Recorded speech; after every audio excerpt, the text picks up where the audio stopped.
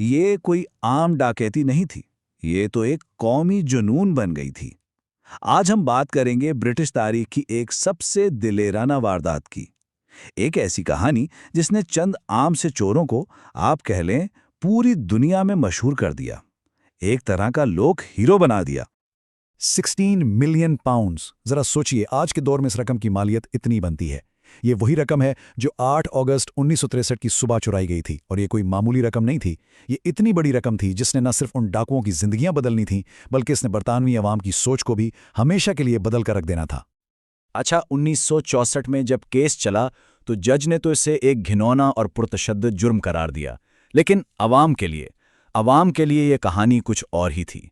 ये एक लेजेंड बन गई, एक ऐसी दास्तां जिसमें हिम्मत भी थी, फाश गलतियां भी थीं, और एक ऐसा फरार था जो कई दहाइयों तक चलता रहा। तो आइए जरा मंजर को समझते हैं। एक रॉयल मेल ट्रेन है जो ग्लासगो से लंदन की तरफ जा रही है। अब ये कोई आम सफर नहीं था। बात यह थी कि बैंक हॉलिडे का वीकेंड था, जिसका मतलब था कि ट्रेन में मामूल से कहीं कहीं ज्यादा कैश था, और बस यही चीज इसे चोरों के लिए एक बेहतरीन हदफ बना रही थी। और जिस तरह से ये वारदात की गई वो बिल्कुल फौजी अंदाज की थी। सबसे पहले गिरोह ने क्या किया, एक दस्ताने और बैटरी का इस्तेमाल करके ट्रैक का सिग्नल लाल कर दिया। जैसे ही ट्रेन रुकी, उन्होंने फौरन इस डब्बे को अलग किया जिसमें सारा कीमती सामान था। उसके बाद उन्होंने ड्राइवर जैक मिल्स, जिसे वो जख्मी कर चुके थे, उसे मजबूर किया कि वो ट्रेन को आधा मील आगे एक पुल तक ले जाए, और वहां सिर्फ 30 मिनट के अंदर अंदर एक इंसानी जंजीर बनाकर पैसों से भरे 120 थैले एक ट्रक में लाद दिए। देखने में तो ये एक परफेक्ट प्लान लग रहा था। देखें, ये कोई इत्तेफाकी वारदात हरगिज नहीं थी। इसके पीछे एक पूरी टीम थी, 15 लोगों की एक टीम, जिसे बहुत सोच समझकर इकट्ठा किया गया था, और हर शख्स का अपना एक खास काम था। तो ये लोग थे कौन? इनमें शामिल था ब्रूस रेनाल्ड्स, जिसे इस पूरे मंसूबे का मास्टरमाइंड कहा जाता है। फिर था चार्ली विल्सन, जो इनका खजांची था। बस्टर एडवर्ड्स जैसे प्रोफेशनल मुजरिम भी थे। लेकिन मजे की बात यह है कि रोनी बिग्स, जिसका काम सिर्फ एक मुतबादिल ड्राइवर लाना था, वो आगे चलकर इस गैंग का सबसे मशहूर आदमी बन गया।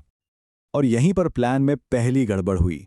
गिरोह ने एक माहिर क्रेन ड्राइवर तो बुलाया था, लेकिन मसला ये हुआ कि वो इस मॉडर्न इंजन को चला ही नहीं पाया। अब इस हड़बड़ी में उन्हें अपने ही शिकार यानी जख्मी ड्राइवर जैक मिल्स से कहना पड़ा कि वो ट्रेन को आगे लेकर जाए। ये एक ऐसी चीज थी जिसकी उन्होंने बिल्कुल तवक्को नहीं की थी, और इससे उनके टाइट शेड्यूल पर बहुत प्रेशर आ गया। अच्छा, वारदात तो हो गई। उसके बाद पूरा गैंग अपने ठिकाने यानी लीडर स्लीड फार्म चला गया। प्लान सीधा सा था, वहां पैसे गिनेंगे और कुछ दिन छुप कर रहेंगे जब तक कि बाहर हालात ठंडे नहीं हो जाते। मगर यहीं पर उन्होंने एक बहुत बड़ी गलती कर दी। उन्होंने ट्रेन के अमले से कहा कि आधे घंटे तक अपनी जगह से मत हिलना। अब सुनने में एक छोटी सी बात लगती है ना, लेकिन इसी एक जुमले ने पुलिस को एक बहुत बड़ा इशारा दे दिया। पुलिस ने फौरन हिसाब लगा लिया कि डाकुओं का ठिकाना यहां से 30 मील के दायरे के अंदर ही होगा, और बस तलाशी का पूरा इलाका एकदम छोटा हो गया। तो सवाल ये पैदा होता है कि इतना जबरदस्त प्लान जो इतनी कामयाबी से मुकम्मल हुआ, आखिर वो इतनी जल्दी नाकाम कैसे होने लगा? वजह थी एक के बाद एक संगीन गलतियां।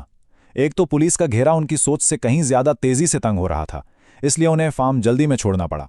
फिर जिस बंदे को उन्होंने फार्म जलाने और सबूत मिटाने के पैसे दिए थे, वो पैसे लेकर ही भाग गया। और इस सारी भागम दौड़ में डाकू अपने पीछे सबूतों का एक पूरा खजाना छोड़ गए। स्लीपिंग बैग्स, डाक के थैले, और सबसे मशहूर वो मोनोपोली बोर्ड जिस पर वो असली चोरी के नोटों से खेल रहे थे, और उस पर अपने फिंगरप्रिंट्स भी छोड़ गए थे। तो अब मैदान में उतरी स्कॉटलैंड यार्ड की एलीट टीम, जिसे फ्लाइंग स्क्वाड कहते हैं। इस इन्वेस्टिगेशन को लीड कर रहे थे टॉमी बटलर, जो चोर पकड़ने वाले के नाम से मशहूर थे। और बस मुल्क की तारीख की सबसे बड़ी तलाश शुरू हो गई। और ये कोई 1-2 दिन की बात नहीं थी, ये ताक़ुब दहाइयों तक चला। कुछ महीनों में गिरफ्तारियां तो हुईं, लेकिन फिर शुरू हुआ भागने का सिलसिला। रोनी बिग्स 1965 में जेल से फरार हो गया। मास्टरमाइंड ब्रूस रेनॉल्ड्स को पकड़ने में ही 5 साल लग गए। सच पूछें तो बहुत से लोगों के लिए कहानी तो अब शुरू हुई थी। और जब ये लोग पकड़े गए तो सजाएं भी कोई मामूली नहीं थीं। इंतहाई सख्त सजाएं सुनाई गईं। जो 7 मरकजी मुलजिम थे, उन्हें 30-30 साल कैद की सजा हुई। आप अंदाजा लगाएं, इस जमाने में ये सजाएं कत्ल के कई मुजरिमों को मिलने वाली सजाओं से भी ज्यादा थीं। मकसद साफ था, एक मिसाल कायम करनी थी। तो इस जुर्म का अंजाम क्या हुआ? आइए अब जरा उसकी पेचीदा मिरास पर नजर डालते हैं। एक तरफ इसकी इंसानी कीमत है और दूसरी तरफ ये अजीब बात कि कैसे कुछ मुजरिम सेलिब्रिटी बन गए। इस सारी कहानी में हमें इसकी इंसानी कीमत को नहीं भूलना चाहिए। वो ट्रेन ड्राइवर जैक मिल्स, जिसे लोहे की रॉड से मारा गया था, वो इस सदमे से कभी बाहर ही नहीं आ सके और कुछ साल बाद उनका इंतकाल हो गया। और दूसरी तरफ था रोनी बिगिंस, जो इस वारदात में, याद है ना, एक छोटा सा किरदार था। वो जेल से भागा, सीधा ब्राजील पहुंचा और वहां जाकर एक सेलिब्रिटी बन गया। वो कई दहाइयों तक वहां खुलेआम घूमता रहा, कानून की पहुंच से कोसों दूर। बाकी जो बड़े खिलाड़ी थे उनका अंजाम भी बड़ा मुख्तलिफ और अक्सर बहुत तारीक रहा। रेनाल्ड्स ने रिहाई के बाद किताबें लिखें, चार्ली विल्सन को स्पेन में कत्ल कर दिया गया, बस्टर एडवर्ड्स ने खुदकुशी कर ली। मतलब उनकी जिंदगियों का जो अंजाम हुआ वो इस ग्लैमर से बिल्कुल मुख्तलिफ था जो लोगों ने उनकी कहानी से जोड़ लिया था। और आखिर में सवाल आता है पैसों का। वो कहाँ गए? हकीकत यह है कि उसका ज्यादातर हिस्सा कभी मिला ही नहीं। 2.6 मिलियन पाउंड्स में से सिर्फ कोई 4 लाख पाउंड्स ही वापस मिले।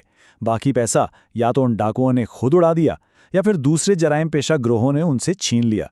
लेकिन इस खोए हुए खजाने की कहानी ने आज भी इस डकैती के इसरार को जिंदा रखा हुआ है। तो आखिर में हम इसे क्या कहें? एक शानदार मनसूबाबंदी वाली वारदात या एक पुरतशद्दुद जुर्म जिसके नताइज बहुत संगीन थे? इस वारदात की दिलेरी, इसके बाद होने वाली गड़बड़ और फिर वो नाकाबिले यकीन फरार, उन सब चीज़ों ने मिलकर अजीम ट्रीन डकैती को बरतानवी तारीख की लोक दास्तानों में हमेशा के लिए अमर कर दिया है। ये एक ऐसी कहानी है जो आज भी लोगों को अपनी तरफ खींचती है।